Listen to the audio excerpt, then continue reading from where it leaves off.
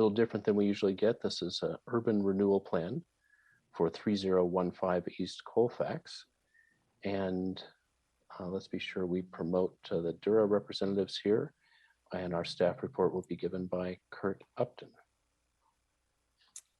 Thank you, Mr. Chairman, members of the board. Good afternoon. Curt Upton with Community Planning and Development.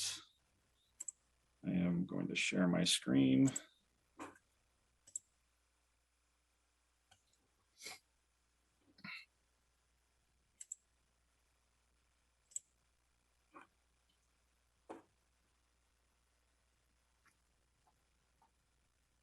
Okay, are you seeing the full screen version? No, not yet.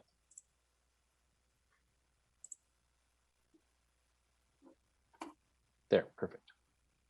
Okay, great. So today we have a proposed urban redevelopment plan at 3015 East Colfax. And I actually have two parts to the presentation. I'll be giving an overview of the staff report that finds it consistent with our adopted plans. And then I'll turn it over to DURA, who will present more about the details of the project itself. As a reminder, the planning board's role in DURA projects are articulated in state law. The planning board has to make a finding that the urban renewal plan is consistent with adopted plans, specifically the comprehensive plan and its supplements. And the urban renewal plan is required in order to use tax increment financing, which is a financial tool to support redevelopment of blighted areas of the city.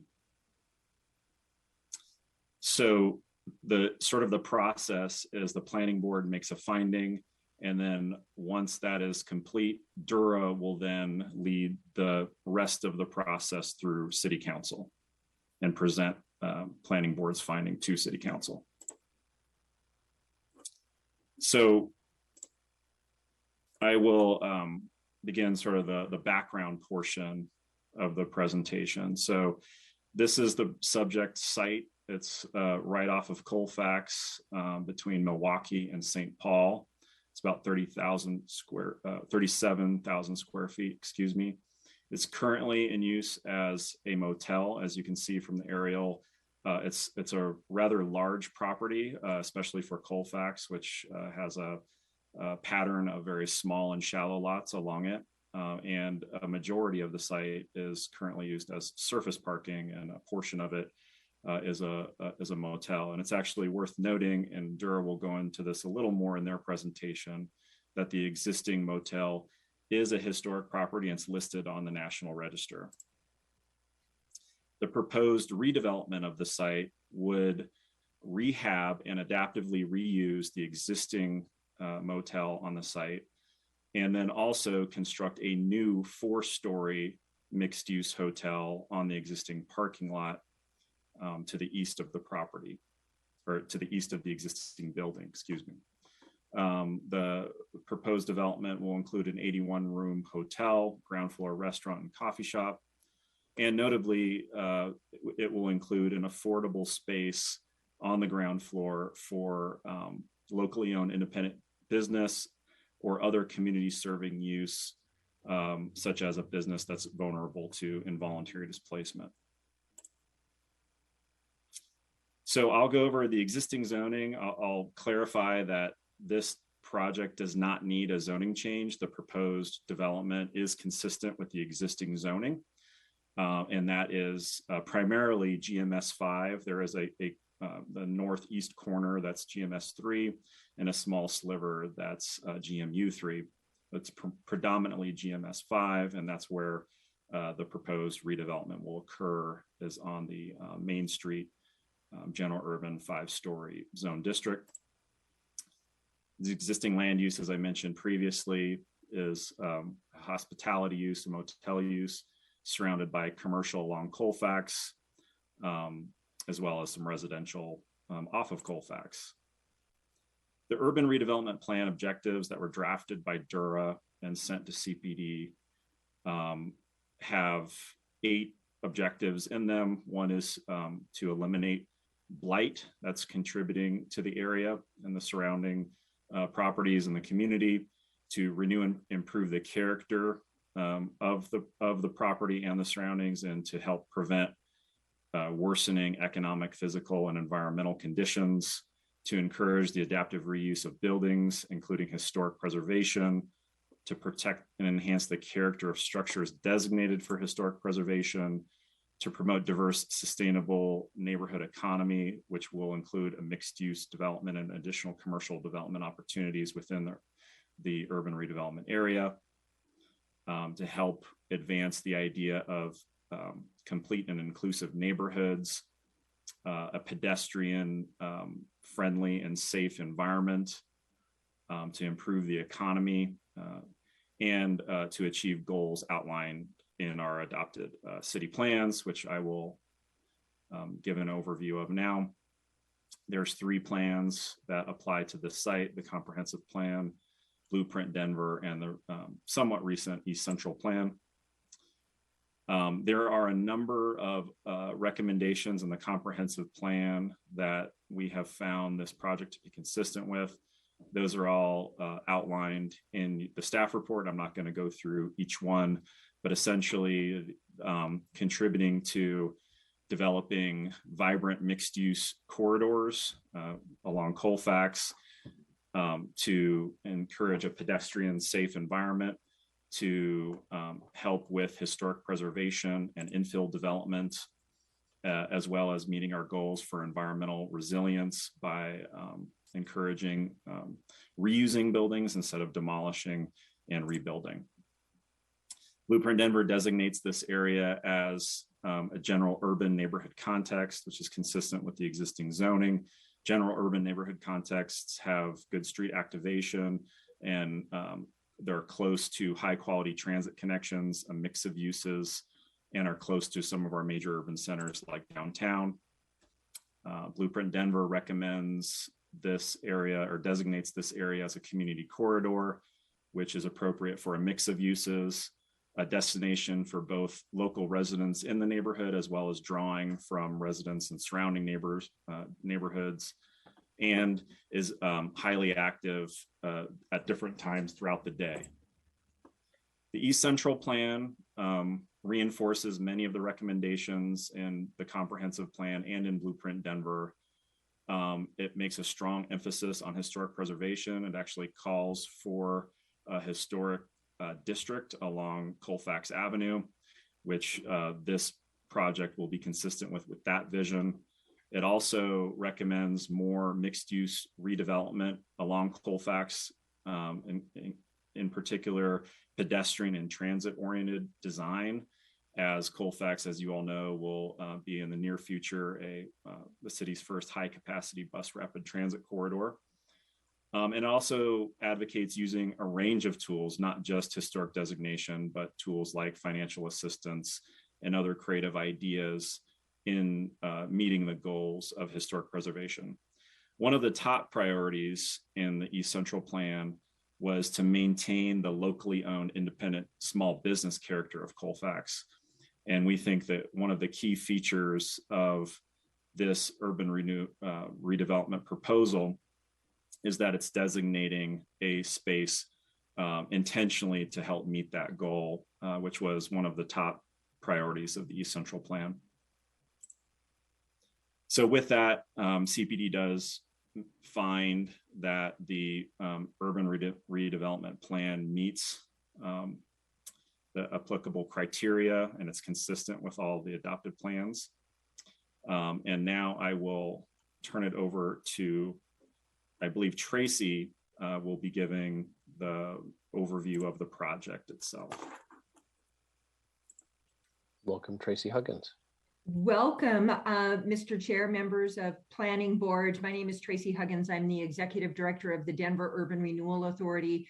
And I would very much ask that you allow me to actually have my colleague, Jeff Bader, make this presentation. Jeff has worked tirelessly on this project and knows it up one side and down the other. And I certainly will continue to be available to provide any additional support or answer any questions. So Jeff, might you take it from here, please? Will do. Thank you, Tracy, and thank you, Curt. Good afternoon, everyone. I'm Jeff Bader. I'm a redevelopment specialist at the Denver Urban Renewal Authority. I just wanted the opportunity to provide a little more context to the project and proposal Curt just walked through. Some of this information might be a little repetitive, so I will try to move quickly.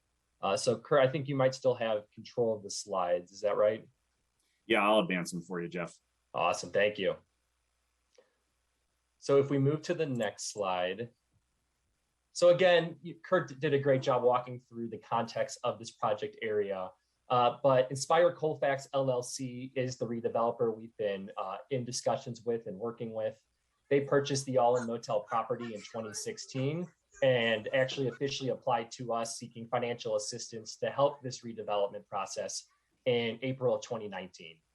The proposed urban redevelopment area includes 3 parcels totaling less than an acre in size, approximately 37,000 square feet, as Curt's already alluded to. The current use on the property is the All Inn Motel, and also it's just important to show that this property was deemed historically significant in July of 2020 and placed on the National and State Register of Historic Places. So Curt, thank you. And so what the redeveloper is proposing to do is to rehabilitate the existing All Inn Motel structure, bring that structure back to life, and then construct a complementary building on the southeastern portion of the size that will complement the existing All Inn Motel both in scale and in design.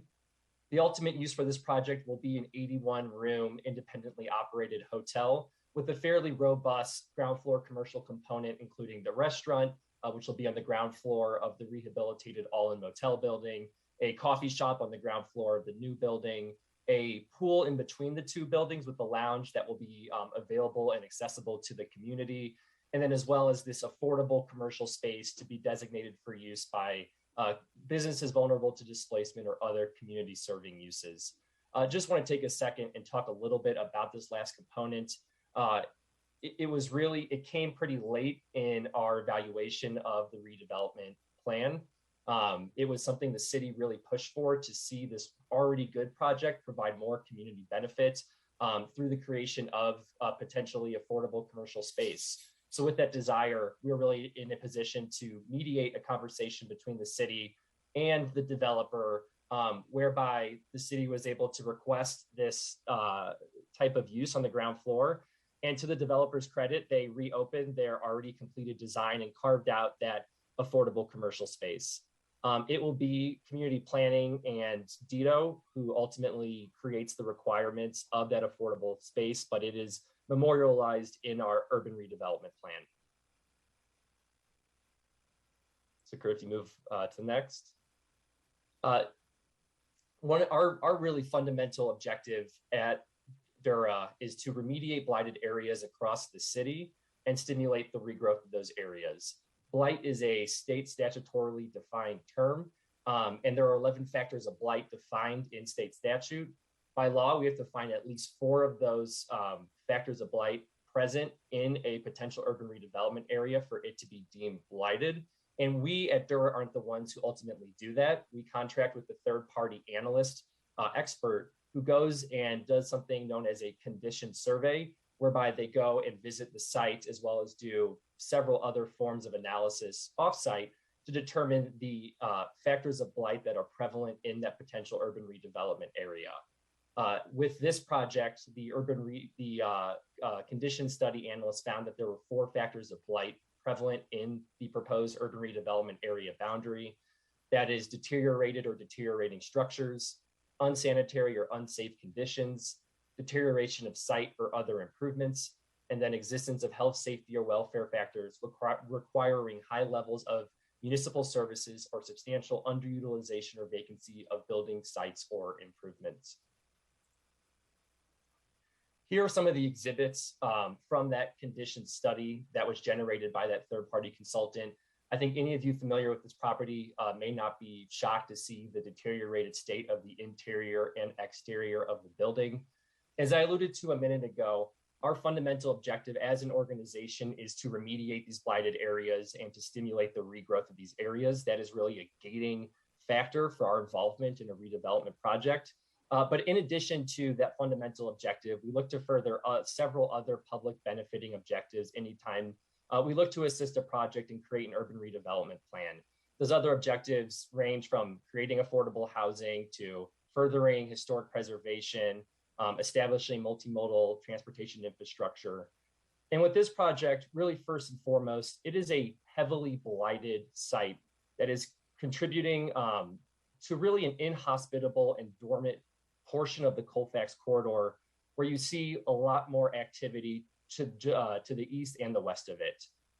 In addition to being able to remediate the blight of this large site on this portion of the Colfax corridor, we're really excited to rejuvenate this historic building that was really popular in the mid 20th century and still has that foundational aesthetic of that period.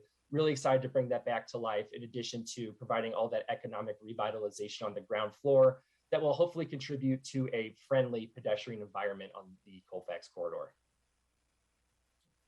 That's the last slide. Thanks, Jeff. Awesome. Thank you, Curt.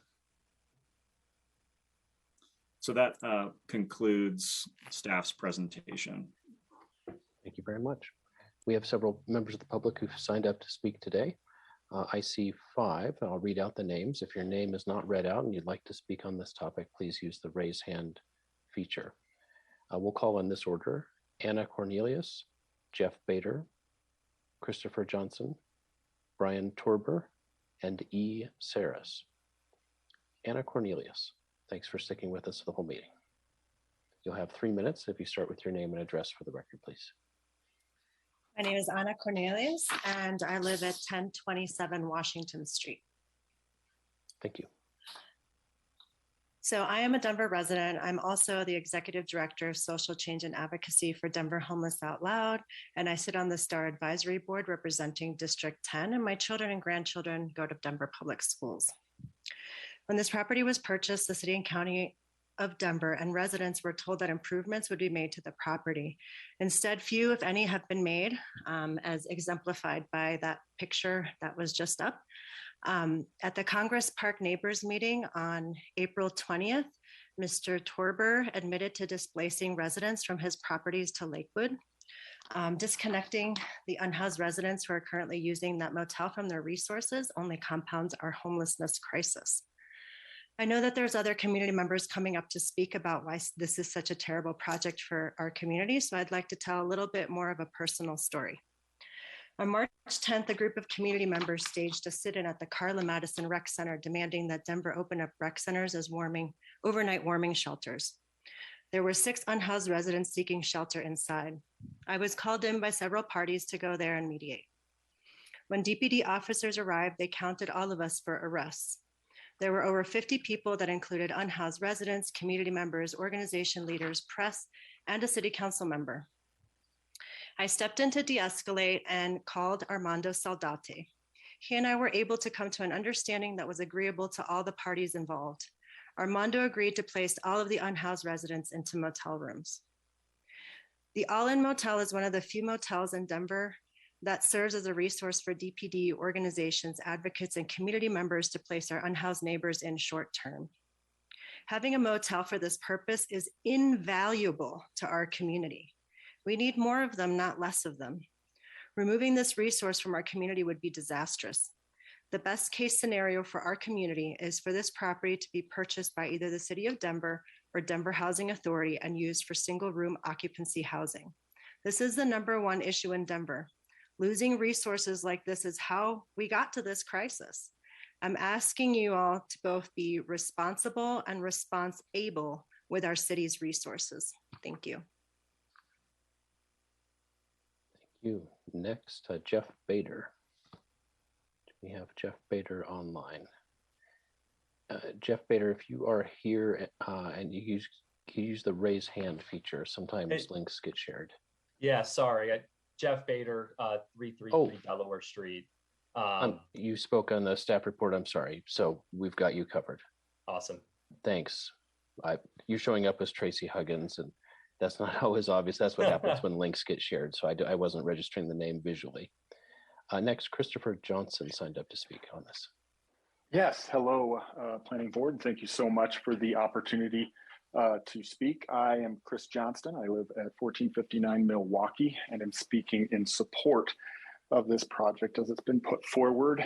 Myself and many of my neighbors on the 1400 block of Milwaukee, which sits just directly across the street from this blighted property, are very excited about the possibility of the renewal efforts here. I will say that this, as presented, will easily be a spark to help the Greektown Business District get back on its feet and recover from the COVID pandemic, as well as some of the blighted conditions that this property has driven in and around the area.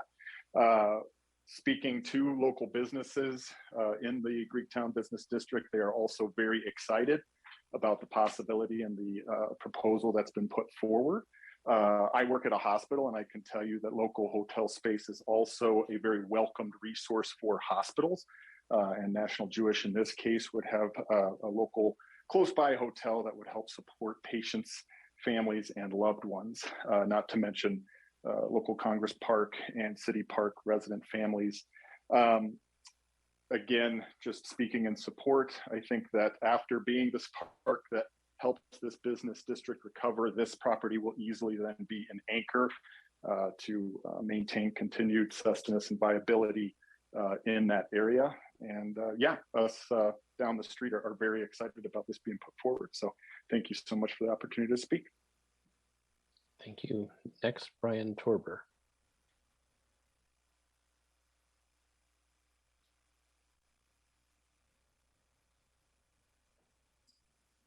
Can you hear me okay? Yes, we can. Thank you. Good afternoon, planning board members. My name is BrianToerbler, and I am the owner and developer of the All Inn Motel. Just wanted to give you a little background on the last few years of working on this site. We did purchase this motel back in April of 2016 and spent the last 6 years reviewing and discussing various concepts for redevelopment at this site. Throughout this process, we engaged community leaders, we engaged the neighborhood members, the surrounding business improvement districts, and we asked for suggestions here, and we wanted to solicit their feedback to ensure that a desired outcome was achieved at this site. As a result of these discussions and analysis of alternative development options, we ultimately decided to move forward with a hotel renovation. Our hotel plans have been widely supported by the community stakeholders, and we're excited that the renovation of this historic site will serve a community need and preserve the rich history of Colfax. And happy to address any comments that were provided here today and address any additional questions. Thank you. Thank you. The last speaker I have signed up is Eleni Sarris. And if you've come to speak to this topic and I haven't called your name, please use the raise hand feature. Hi, my name is Eleni Sarris. Can you hear me? Yes. Great. I live at 12th and Jackson in Denver in the Congress Park neighborhood. I'm requesting that you vote no on the tax increment financing proposition for 3015 East Colfax. What isn't in the staff report or attachments is why you should vote against the proposal. The current owner wishes to build a boutique hotel. He has informed me and others that he was repeatedly turned down for financing since his project was deemed too risky prior to the onset of the pandemic, due to the lack of branding, universal hotel reservation system, and other poor business decisions. Once he realized that his dream of owning a boutique hotel in a changing dynamic of short-term rentals, he decided to defer all maintenance and have his property deemed as blighted to secure a TIFF. What is troubling is that the so-called blight is confined to his property only because of the lack of attention to make repairs that he promised to do so in 2016. His idea of a boutique hotel is even more problematic post-pandemic and even more riskier of an investment opportunity. TIF should not be used to assist a developer with a project that is otherwise not viable. I mean, within walking distance, there are more than 200 short-term rentals. So this isn't a need of the community, either in Congress Park or City Park. Currently, the site accepts housing vouchers from the City and County of Denver. Your vote to affirm the TIF would result in dozens and dozens of vulnerable people being displaced. This information is conveniently omitted from the staff reports and is a mere note in DURA's document on page 21. that it says a feasible method exists for the relocation of individuals and families who will be displaced, and that accommodations will be found according to their means. That is not acceptable. There are very few motels that accept this type of housing voucher.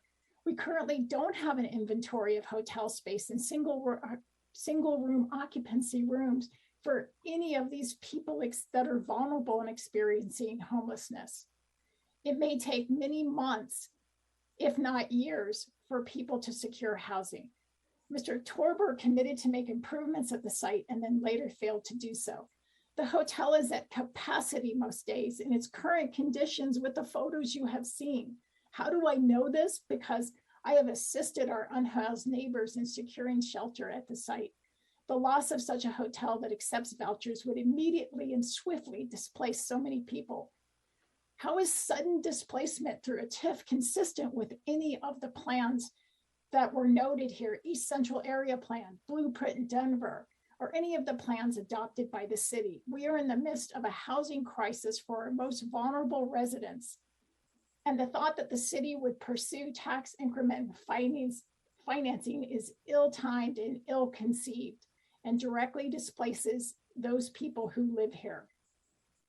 Furthermore, community benefits are not well defined. Finally, the TIF should be postponed until such time as a displacement plan is addressed. Additionally, the city should consider working with affordable housing developers and others to purchase the site. Thank you. Thank you. I see we have another hand up. I'd like to invite up Shannon Hoffman. You'll have 3 minutes if you'd start with your name and address for the record. Hi, my name is Shannon Hoffman. Can I be heard? Yes. Great, thank you. I live at 1226 North Pearl Street. I am here to ask you to vote no on this proposal. I have great concern about us using tax incremental financing for a boutique motel when our community is asking for more affordable or workforce housing in the neighborhood. I recently had an opportunity to be in a meeting where some of the folks from Atlanta who have worked on a proposal that's similar, but I would say is better than the expanding housing affordability proposal we have before us. And one of the things they did was they looked at all of the subsidies that the city was giving out in Atlanta, including things like tax incremental financing, and looked at where were these subsidies going? Were they really going towards housing, or are they going towards projects like this? In the community meeting where this was presented, there were many community members, both giving comment and in the chat, that were expressing a need for workforce or affordable housing in the neighborhood. And a concern that I brought up in that meeting is that, you know, one of the main community benefits in the presentation is that it provides space for a business, but there was no information provided about what is the cost per square foot to let us know, is it actually affordable for a local business? There was no information about relationships pursued with potential local businesses for that space. So there's just great concern that we are using tax incremental financing to finance a project that doesn't have significant community benefit and will and has been displacing our unhoused neighbors, which is the exact opposite direction we need to be going in the middle of an extreme housing crisis in our city. Thank you. Thank you very much. We'll now turn to questions from the planning board to staff of CPD, DURA, the property owner, or any of our public speakers. Angelle. Thank you. Thank you for the presentation. Thank you for everybody that came out to speak. I'm trying to formulate some questions, but the top that comes to mind, I think, was it Curt that shared, or Brian, that shared that significant community engagement was done, meeting with the different community groups and hearing from them. And I want to know, did you find that the majority of these folks wanted a boutique hotel in this spot? Is that what you heard? And what other items, requests were made for this property? I think maybe I should address that question. Yeah, this has been a very ongoing community dialogue. We've met with South City Park Neighborhood Association a number of times throughout the entire process, have provided and asked for, feedback on plans. And we did 2 surveys. One survey was conducted in 2019. The other one was conducted about 2 months ago. And the results were outstanding in support of this project. We received an 88% support from the registered neighbors in South City Park. And I think that number, and we have that letter that we can certainly provide. I know that I've got a copy of that letter of those survey results, as does Denver Urban Renewal. We met with Chun, and we presented our plans to their registered neighborhood organization at least twice. And the feedback was extremely supportive. And we've got a letter of request for approval to move forward with this project from Chun. Okay. We've met with Bluebird Bid. We've got a letter of support from Bluebird Bid. We've met with Annie Levisky and her group, and she supported the historic preservation of this site as well. We've met with Congress Park neighbors recently. There was some people that had voiced their concern with housing. There was a comment today about displacement, and that comment regarding displacement is not correct.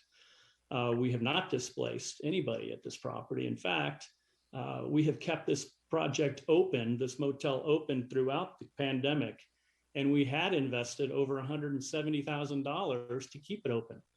We put a new elevator in this site.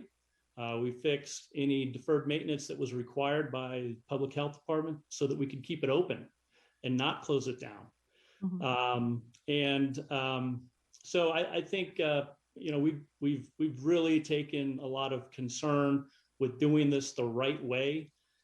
I know it's taken longer than we would have liked. The pandemic certainly shut down potential development for 2 years plus, and we've had a tremendous hardship finding financing.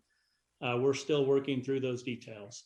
Boutique hotels, non-flagged hotels are not a primary lend for a lot of banks. And so it requires a lot of other types of financing. It's not a failed project. I think that was a comment earlier. So we're working through all this, trying to be completely transparent and making sure that we're doing this the right way. So I appreciate that. The groups that you named, Chun, Congress Park Neighbors, South City Park, these sound like, and again, I am not as familiar with this area as I should be. These are folks that are in somewhat close proximity. They're part of the neighborhoods that make up this part of the area, but not necessarily directly affected. I can think of several organizations, maybe some of the folks that have spoken are a part of the organizations that are working with the population that are current tenants or occupants of the motel as it exists. What have you heard from these organizations that are on Colfax and working directly with folks that are staying at your current, the current iteration of the hotel? Have you heard from them, I guess, first off? Yeah, great question. I think, Jeff, did you want to address that question?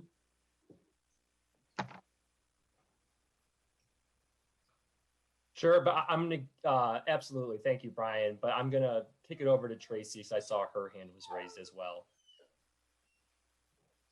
Okay, let me just interrupt here for a moment. I do want to explore that.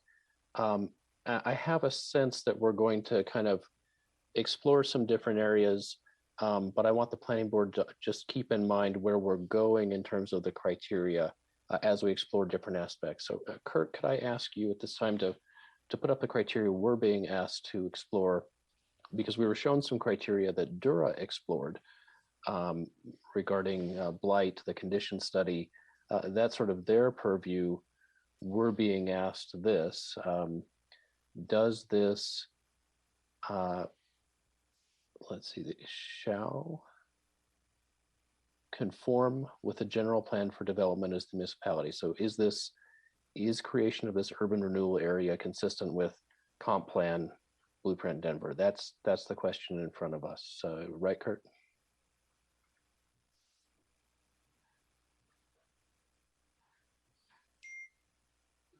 Oh, okay, I'm not hearing you, but I think that's right. So not to interrupt where we're going to go, but I just want us all oriented towards where we're eventually going to be deliberating.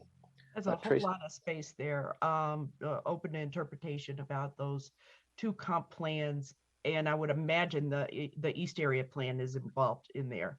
Yep. Is that correct? Yep. Okay. Yep. Okay. A lot of space to roam, but I would, if absolutely, I'm not stopping the discussion. Yeah, I just want us to hear, because the community engagement piece, absolutely, I think is very key. And if you haven't heard or represented the whole community, including all of those folks that live or work or support people on the Colfax corridor, I think it's an incomplete picture of what has been shared. So my question again is the organizations, the individuals that are on Colfax that work with those folks that are current residents and occupants of the motel, what have they shared?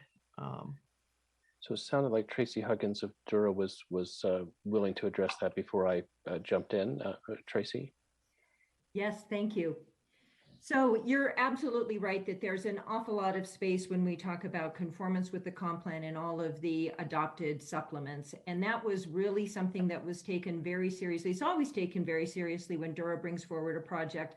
But this project had very unique circumstances that caused us to really look very differently, not only from an approach, but certainly from a timing standpoint. So as it pertains to your question regarding community, or quotes, community outreach, a couple of things. I want to make sure that one, the planning board was provided copies of letters of support from some of the other groups that Brian may or may not have mentioned. And so certainly among those are the business concerns, the business improvement districts, and those that really work. And for me, I live at my work. So part of that is living and working in that vicinity and the impact that this type of revitalization would have on that corridor.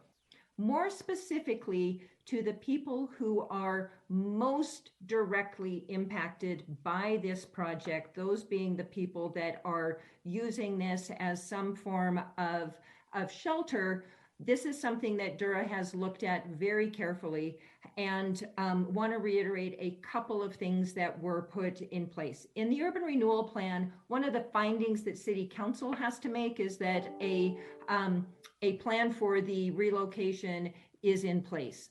That plan is not only in place, but it is underway right now. And when the DURA board began to look at this, it was made abundantly clear to staff, and we made it abundantly clear to the developer, that relocation, as if it were to be viewed as moving a person from a living circumstance to a like living circumstance, was not acceptable. That is not what we are looking to do. We are certainly not looking to displace people, and instead, our goal, consistent with what I believe some of the other speakers would be supportive of as well, is not just finding replacement housing, but the pursuit of permanent, sustainable housing. So to that end, DURA, through funding provided by the developer, has convened a team of experts who have begun their work in addressing the pursuit of permanent sustainable housing for the current occupants of the All Inn currently. We have a team that is made up of an expert in the technical components of relocation. That team is augmented by a group of housing navigators who are working very specifically with the most challenged of those occupants, as well as other service providers, most namely the Mental Health Center of Denver and their caseworkers, to ensure that there is not a disconnection of the resources that the residents may need as they continue to move through that process. This is a team who are experts in their field, and they have compassion in their hearts, and they are working very hard to be able to meet that goal that we have put forward, which again is just not moving someone from here to there, but instead really looking to improve and enhance the circumstances of those individuals. Will we be completely successful? That is unknown at this time. We have just started that process. It is a lengthy process, but we have every confidence that the team that we have put together is well equipped to work with the individuals, do everything we can to achieve that goal of permanent and sustainable and improved housing conditions, even as we begin to put forward an investment in this community that will help eliminate the blighting conditions here, as well as help spur development along this segment of the corridor that certainly needs additional investment. I hope that that helped answer your question. And certainly if you want more information regarding the specifics of the relocation program, Jeff is really the best person to answer that question, but did really want to emphasize that right now, because it is not an approved plan, there is no obligation for assistance. We got ahead of that and wanted to make sure that everybody was provided resources, unlike some of what we are hearing is happening in other places along the corridor where that assistance isn't happening, but that this is a key and fundamental component of a successful project for the Urban Renewal Authority, for the developer, as well as for those the people whose lives are being most directly impacted. Okay, thank you. Thank you. Other questions from planning board members?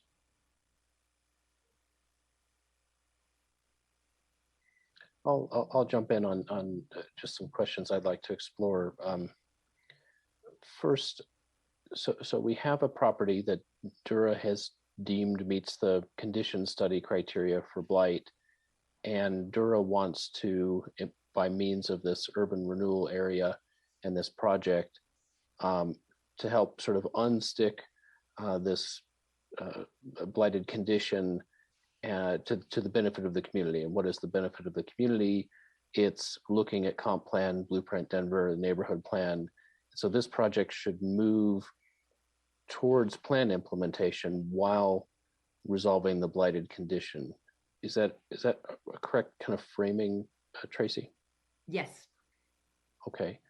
And so if I think about the fact that the reuse of the building, which is historic, and the introduction of another building are all sort of things that can be done. The uses and the structures are things that are allowable under zoning.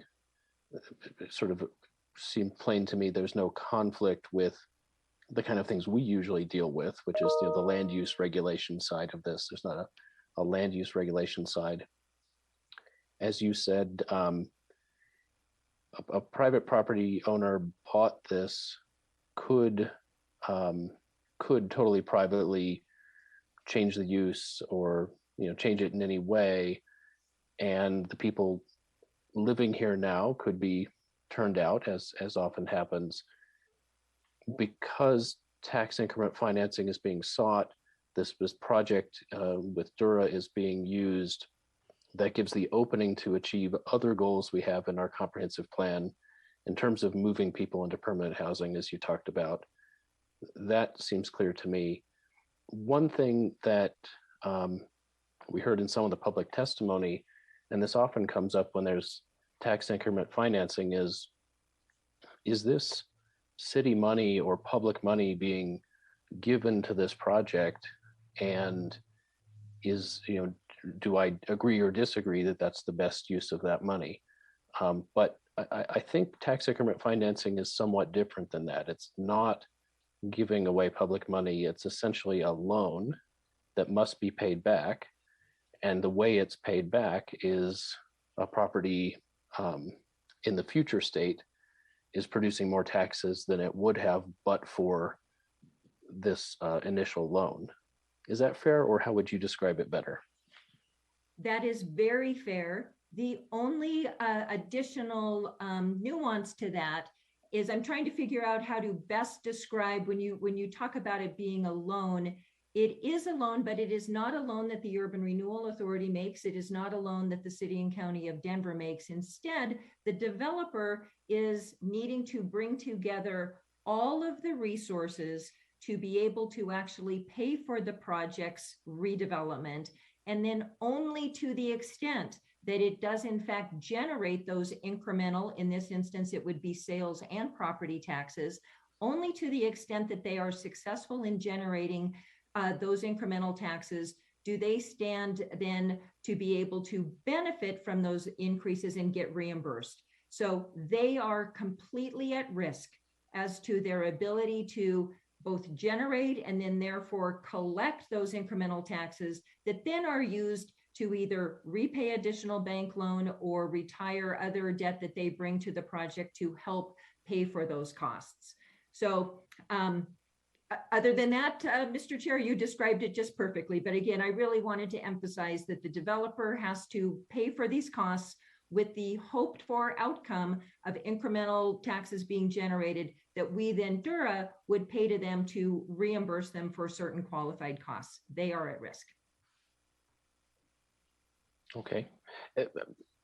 I always need that explained to me again because it's a couple years between seeing these, but I appreciate that because the popular kind of framing of these things can often be it's an expenditure on behalf of the city or a governmental agency, and it's certainly more nuanced than that, where but for this project these incremental taxes wouldn't be raised, and that's essentially what they're borrowing against.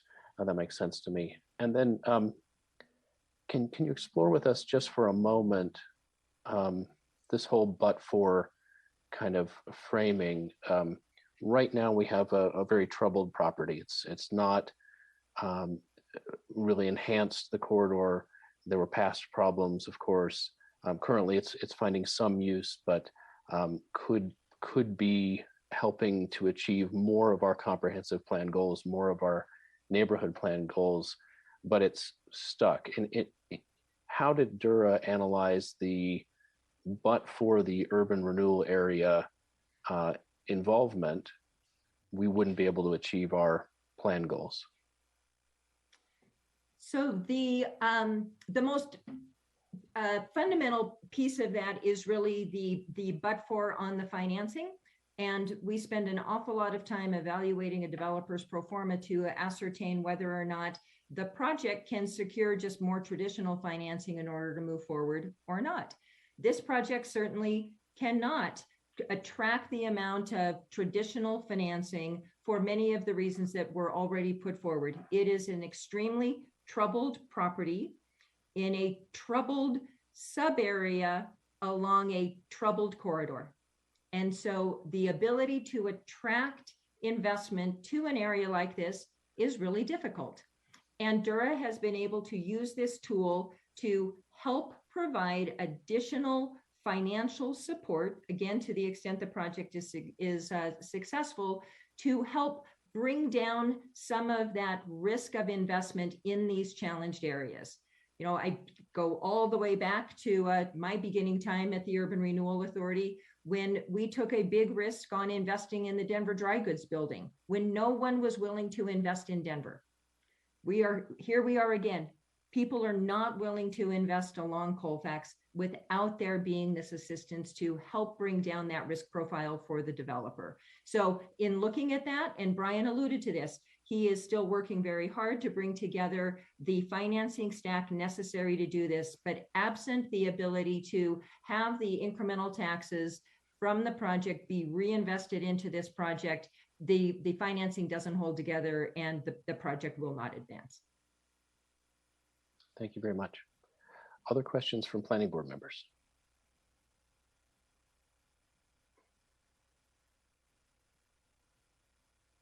Okay, seeing none, we'll move to deliberations. This is a public meeting, not a public hearing, so I won't close the public hearing, but we'll move to deliberations in our normal pattern. Fred. Hi, thanks. And a big thanks to all of the presentations that we've had. Tracy, thank you for your clarifications. Jeff, Curt, everybody, really appreciate that. To me, this really comes down very much to what we are being asked to do here today.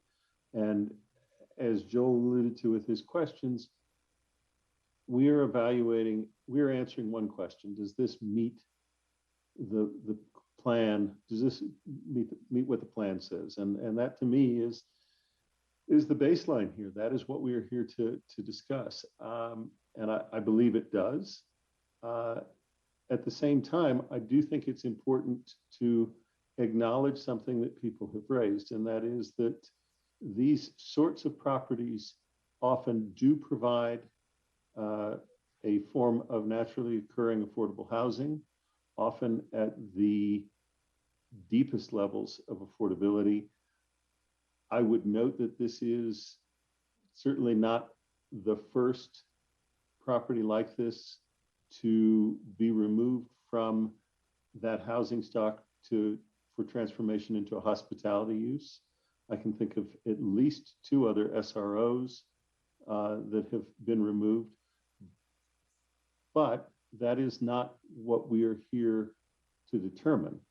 And I think that's important. I think that there are other resources, other tools for the city to potentially preserve some of those or further some of those aims. And I certainly hope desperately that the city will take that responsibility very seriously. But that is not what we are here to do today. And so I will be supporting this because I think it does meet what we are asked to do. Thank you. Thank you. I see Angelle and Jordan. Thank you, Joel.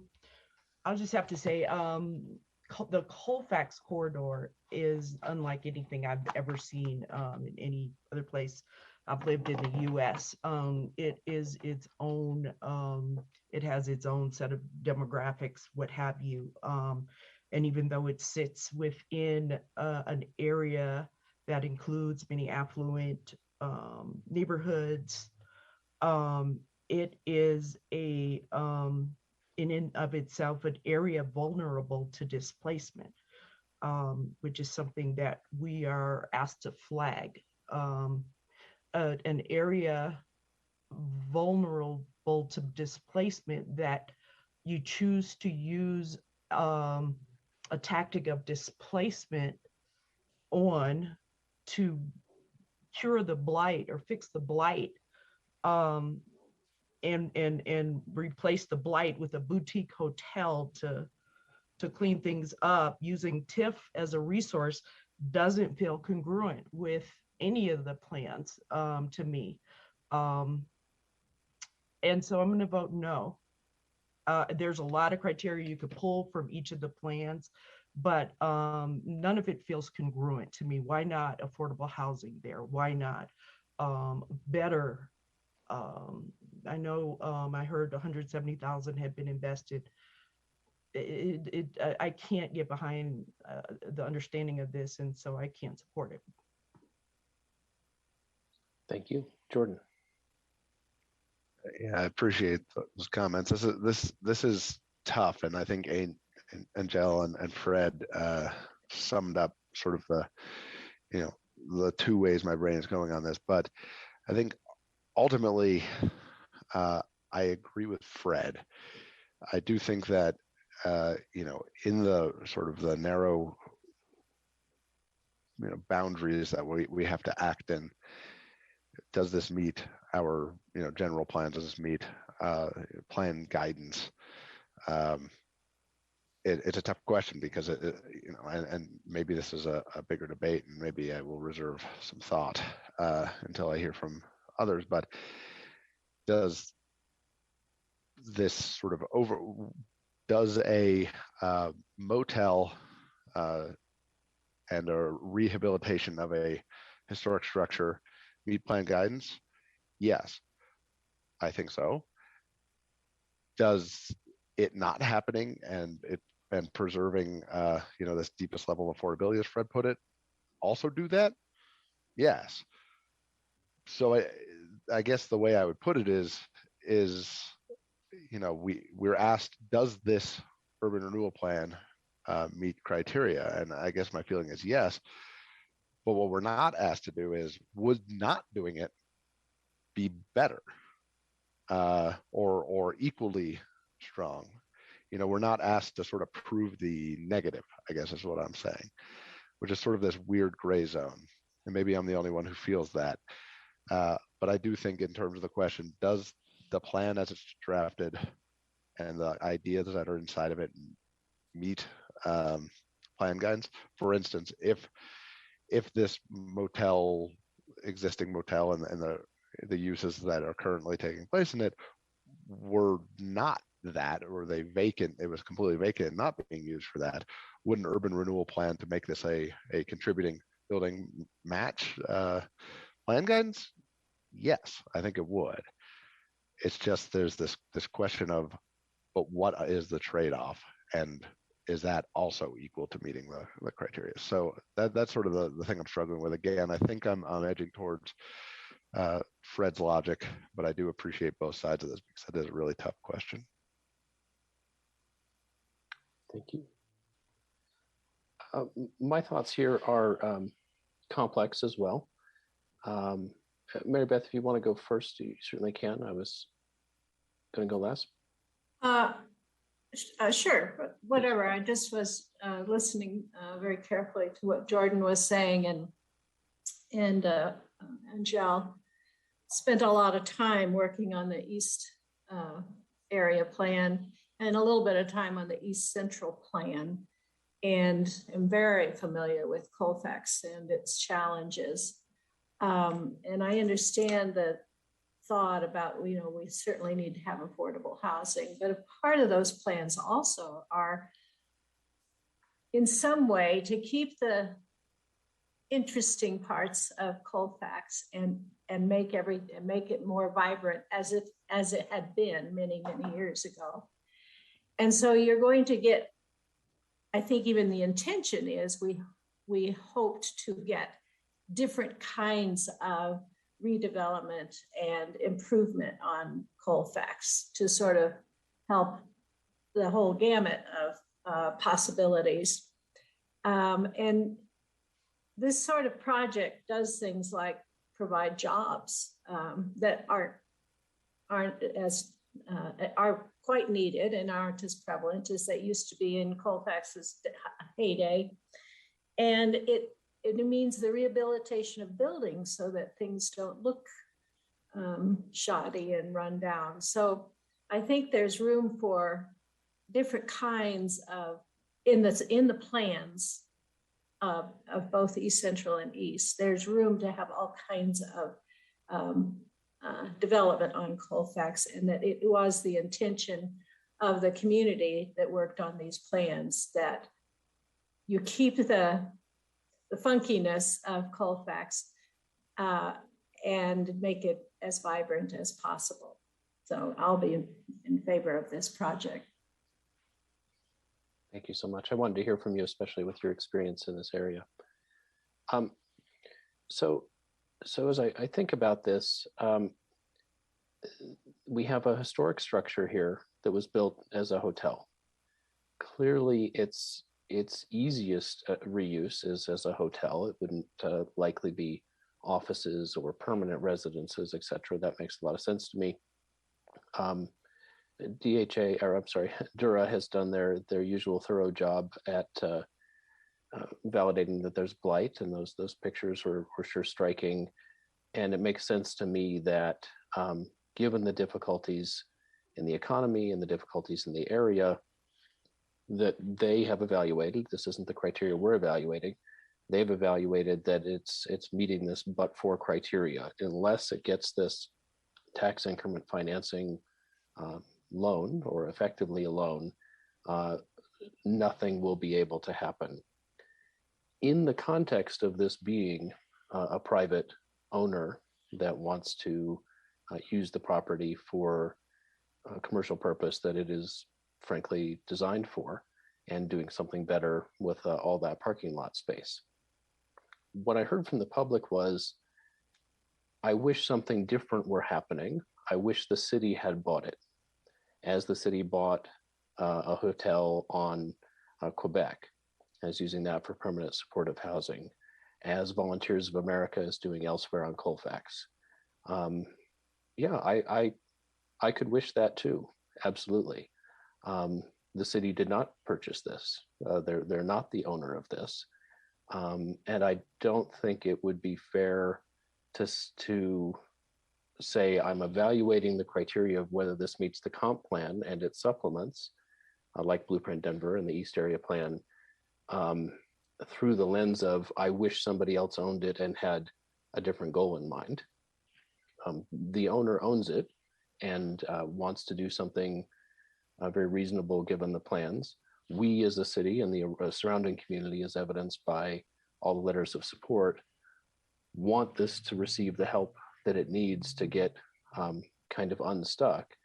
And fortunately, using this process, there is going to be and is already in place individualized help for those who've been living here to find permanent housing.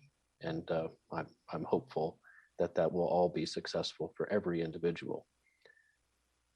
But if I set aside in my mind the I wish the city had bought it, I wish it was like the VOA, I wish it was like this, I would have liked that better in some way, and just look at, is this implementing what our plans call for? I think the answer is clearly yes. So I have to vote yes, and I think it'll be very beneficial. I truly respect the input from the community that has other ideas, certainly, and all my planning board colleagues. We don't always end up with the same decision, but we are all always very thoughtful. I see Fred and Angelle. Thanks, and thank you to my colleagues, all of you, for some very thoughtful comments. Going back to some of the stuff Jordan's being torn in a sense, I think, you know, I'd kind of sum it up in some respects by saying our remit is very clear. I believe that a lot of the other pieces that all of my colleagues have expressed, Angelle and Jordan and Joel, that is not our remit. That is City Council's remit. And I think there are pieces that they are welcome to debate and discuss and consider in their decision. I think our scope here is very, very limited. I do want to comment about the displacement question, because I think, Angela, I hear what you're saying, and I think there's some very important stuff there that you've expressed. At the same time, it is about 10 or 12 years ago, something like that, that this was a different private business. I believe it was the Rock Bar. I believe they rented rooms, but I don't, to my knowledge, that they believe that they were renting them out on vouchers, etc. And so, and it was a private club. There was a rock club there. It was seedy as hell, apparently. But I don't believe they were renting the rooms on a voucher basis. And so we have a private landowner that bought it and has been seeking to redevelop it. While seeking to redevelop it, they have made it available on a voucher basis to help fill a need. It seems, in a sense, punitive and problematic to me to say, well, now that you've allowed that to happen, you can't stop. And if we as a city start to take a position like that, we are then disincentivizing private landholders from participating in some of these schemes on a shorter term basis. And I absolutely agree and believe that the city needs to step in on some of these, and would be great to see the city purchase properties like this. But as long as they're in private hands, if we punish private owners for doing something right in the short term by saying, well, now that you've done that, you have to continue doing that, we simply encourage them to leave those buildings vacant or to not participate in any of those schemes in the longer term. And I think that would be very unfortunate. Anyway, thank you. Thank you. Angelle. So for me, looking at this through an equity lens, which is the only way I can look at anything, being a person of color, being a person who lives in a community that is often described as blighted. I see this as being a very there are artificial conditions here to me, whereby if you say, if not for this owner taking these steps, this would remain blighted. But therein lies a tension, a conflict, whereby what is the incentive if the only way to get the funding you need is through this TIFF and it must be blighted to get that, you would allow it, you would not want to fix it in any other way that's beneficial, that meets somewhere halfway in between or somewhere on the continuum between total blight and a boutique hotel. And now maybe the ground floor will have these great spaces for the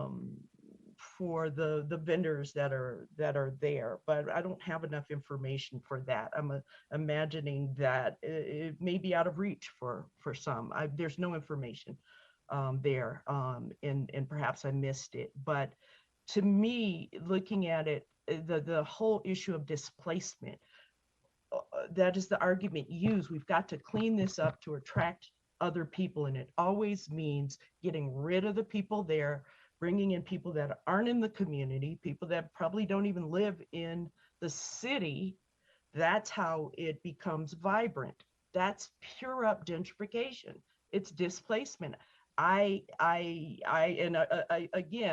the argument about but not for, there's no way to push for a better hotel in the interim. I don't think it's punishing and saying you have to keep it that way. Nobody wants I don't want to see people living on vouchers and day to day like that. I think there's an upgrade, but why do they have to go away for that to happen? I can't support this. Okay, thank you very much. So we're in a little bit of an unusual situation here. We have planning board bylaws that require 5 votes to pass anything, and that's okay. That doesn't force anyone to vote any way. But it does mean that if we don't have 5 votes for it, if this were a rezoning, and this has happened in the past where we can't get to 5, it's never happened in my experience where we just have 5 in attendance. And it's really unfortunate that so many of our vacancies have been held as vacancies for so long.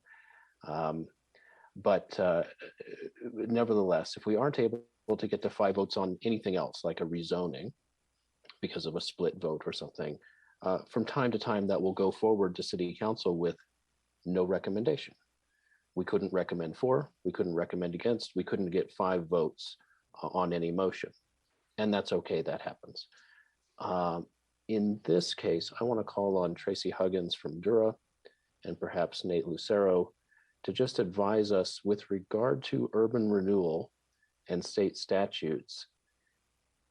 Is it simply that there must be a hearing at the Planning Commission, which is Denver Planning Board, or is it specifically that we must make a recommendation, which would cause us to need to, I don't know what, redo this when we have more people here? That would be terribly awkward, and I've never experienced that before, but I don't want to do anything that isn't within the letter of state statutes. Tracy Huggins, Nate Lucero, do you have any advice for us?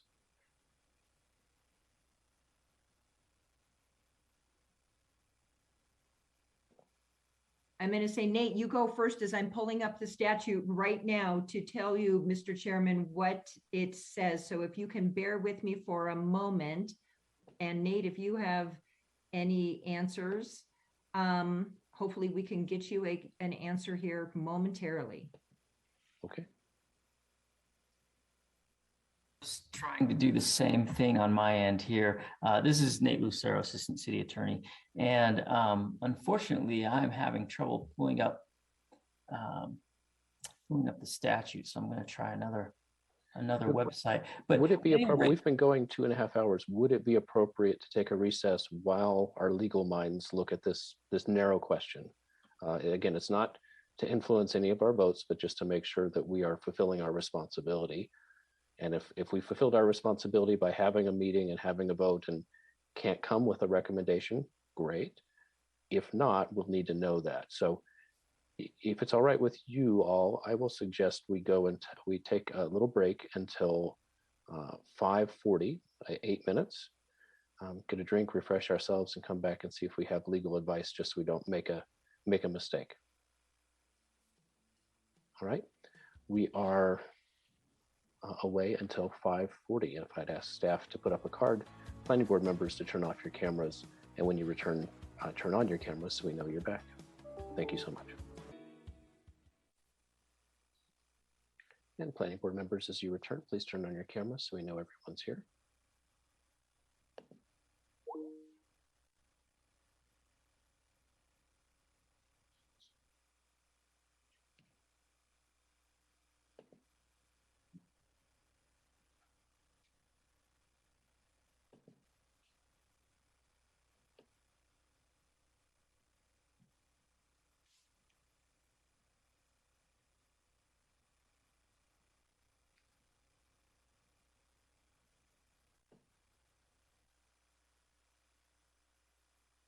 We're waiting for Mary Beth and Jordan.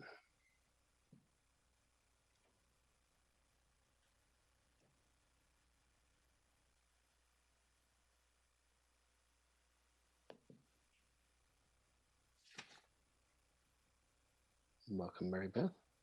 Sorry about that wait. No worries. Lost my connection there for a minute. And Jordan, as you get back, if you could turn on your camera, we'll know that you're here.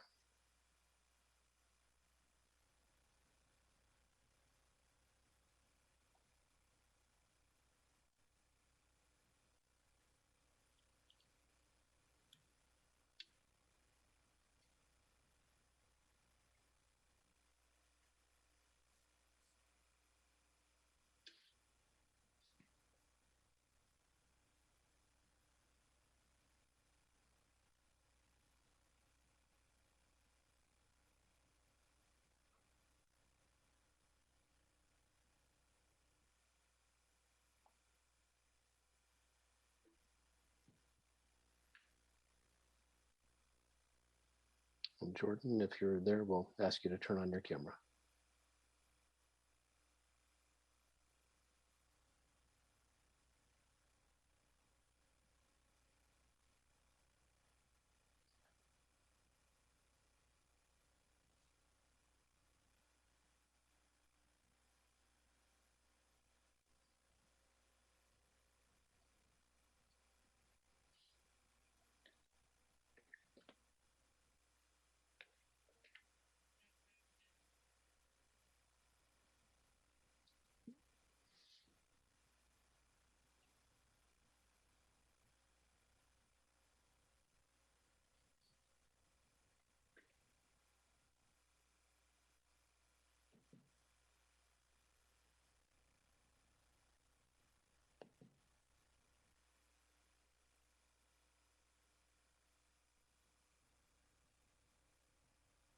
Welcome back, Jordan. Okay, we have 5 planning board members at the meeting, all present and accounted for. We're ready to re-engage. Tracy Huggins from DURA and Nate Lucero from the City Attorney's Office. What advice do you have for us just on process? Joel, this is Nate Lucero with the City Attorney. And I have located the relevant statutory provision. Sorry for the delay in that. At any rate, you were correct. The planning board, if you all fail to reach a consensus on a recommendation, then no recommendation will be forwarded to the city council and they will be able to act without any recommendation. Okay, so it's no different than rezoning. If we don't have a recommendation, we don't have a recommendation. They receive word about that, but that doesn't cause a failure to have legally followed the process. That is correct. Actually, may I add a little bit to this, please? Yes, Nate? of course. and Joel. So I don't disagree with what Nate said. The statute does allow planning board 30 days upon receipt of the plan for review to put forward a recommendation to City Council. If no recommendation is received within those 30 days, City Council can continue to have the public hearing, which we are looking to hold on June 20th. So to me, that suggests that their planning board could still decide if there is some other process you want to do within the next 30 days. Nate, do you agree with that or not necessarily? No, I agree with that. that. Makes sense. Yeah, it makes sense. And you're absolutely right. The statute does say that once planning board receives the plan for review, they have 30 days to make their recommendation to City Council. Okay. I am not inclined, given that we're not legally required to have to come to a recommendation if we can't get the votes to do so, and that doesn't derail the process from moving forward without a recommendation. As chair, I would be strongly disinclined to continue the public hearing to try to get more planning board members to, because that would certainly look like trying to steer towards an outcome. We have the planning board members present who are present. We have the vacancies present. We have the vacancies on planning board that we have through no fault of our own, trying to fill those. So I think we will continue unless any of my members have a strong objection. Fred. Thanks. No, I don't have any objection, and it appears, and we will find as soon as we make a motion and hold a vote, that it will fail, and the planning board will thus not make a recommendation. Which, agreed. I've read the statute while we're on break as well. All I would ask is that if that happens, that staff in their report to City Council, please try to reflect the discussion that has happened here today on both sides of that conversation. I think it's an important one, and I think it's important that Council hear what the deliberations were and what the hesitation was that kept it from being approved, if that is what happens. So I just that is just my request. Thank you. Thank you. Any more deliberation before someone wants to make a motion? I'd entertain a motion. I'm happy to do that.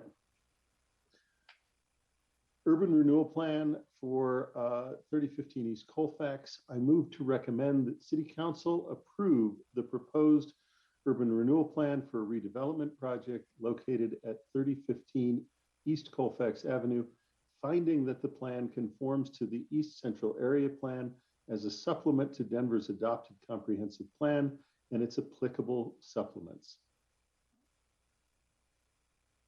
I'll second that. Any discussion on the motion? Okay, I'll do a roll call vote. Angelle? No. Fred? Aye. Jordan? Aye. Mary Beth? Aye. And I vote aye as well. I'll let the record show that the vote was 4 in favor, 1 opposed. Although that's a majority vote, it does not meet our minimum threshold of 5 votes for any motion. Planning board cannot make a recommendation on this item.